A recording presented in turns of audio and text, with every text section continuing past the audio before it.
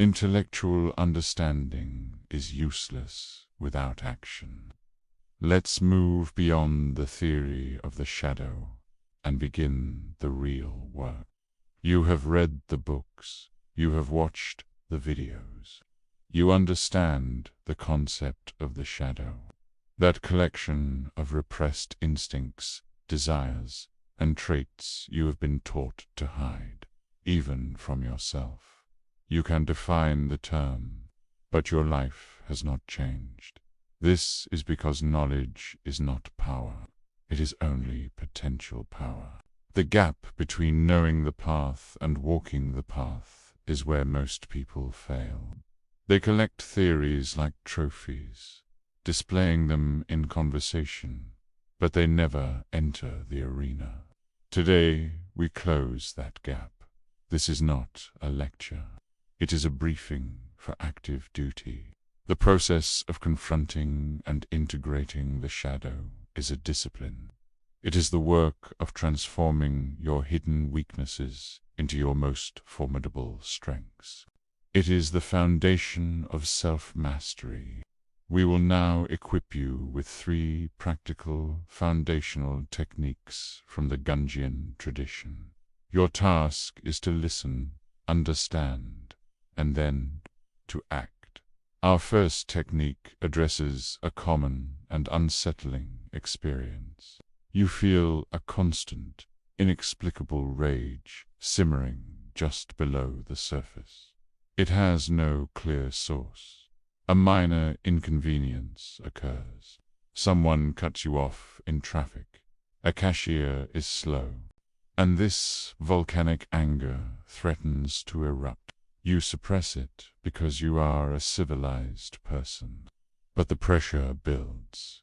This is the shadow knocking at the door. The principle we apply here is called active imagination. It is not daydreaming. It is a conscious, structured dialogue with your unconscious mind. It is a method of giving a voice and a form to the feelings you cannot understand. Carl Jung developed active imagination as a primary tool for exploring the psyche. He saw it as a way to bypass the rational ego, which constantly censors and reinterprets information. Instead of analyzing the rage from a distance, he would instruct his patients to turn toward it, to personify it, and to engage it in conversation as if it were a separate entity. Here is your takeaway. The next time you feel that inexplicable rage or any powerful, disowned emotion, do not distract yourself. Do not suppress it. Instead, go somewhere private. Sit down, close your eyes, and focus on the raw physical sensation of the emotion in your body. Then, in a journal or simply in your mind, ask it a direct question. What do you want, or what are you trying to tell me? Allow an image or a character to form. It may be a beast, a child, a warrior. Do not judge it. Write down the dialogue that unfolds. Let this part of you speak. This is the first step in negotiation with your own depths. Our second technique targets something you experience every day. You find yourself irrationally irritated by a specific person, perhaps a coworker or a public figure. It's not just mild annoyance. Their particular way of speaking, their perceived arrogance, or their displays of neediness provoke a visceral, emotional reaction in you. You judge them harshly, and you complain about them to others. The principle at work here is projection.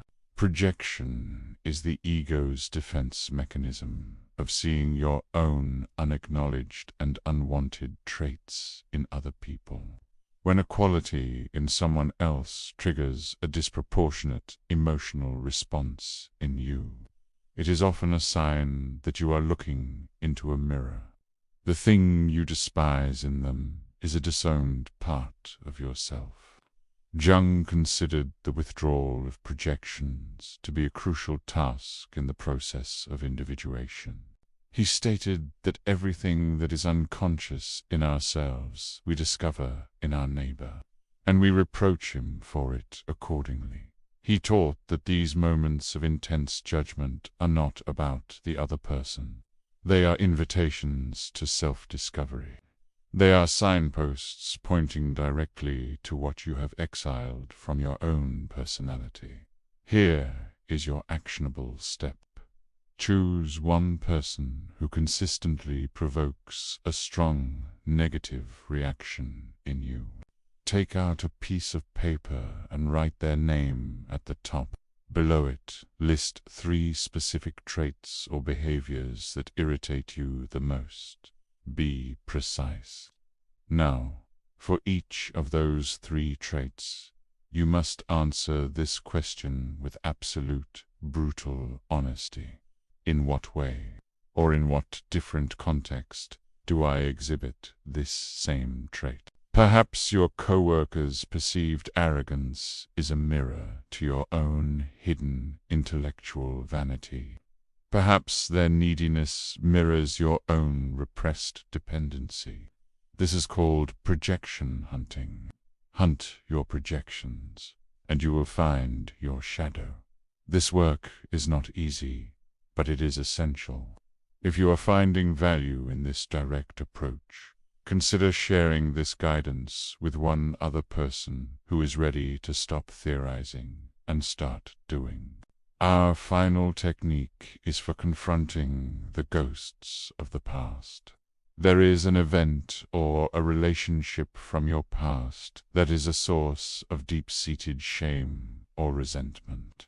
You may have rationalized it, you may have buried it, but it remains. It functions as an internal judge, a voice that whispers you are not good enough, that you are permanently flawed. This weight prevents you from taking risks and claiming your own power. The principle here is structured confrontation. To integrate a wound, you cannot simply ignore it. You must face its source, but not necessarily in the external world. The real battle is with the internal representation, the memory and the emotional charge it holds within your psyche. We will use a tool for this, the unsent letter.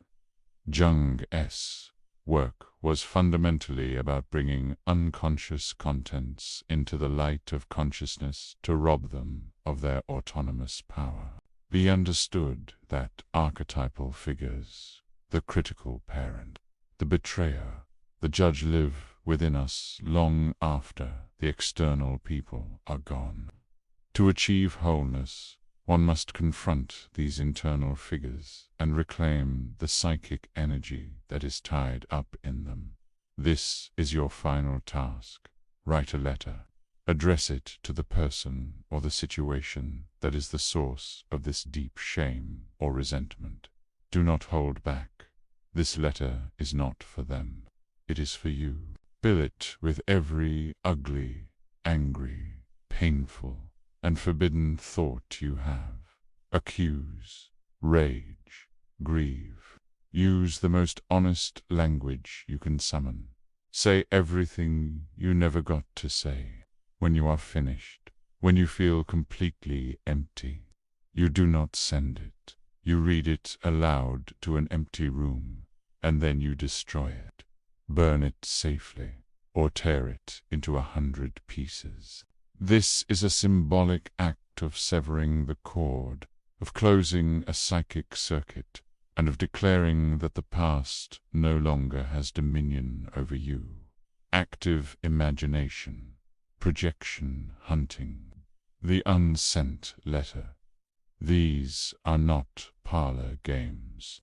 They are tools for the most important work you will ever do, the integration of your own complete self. Wholeness is not perfection.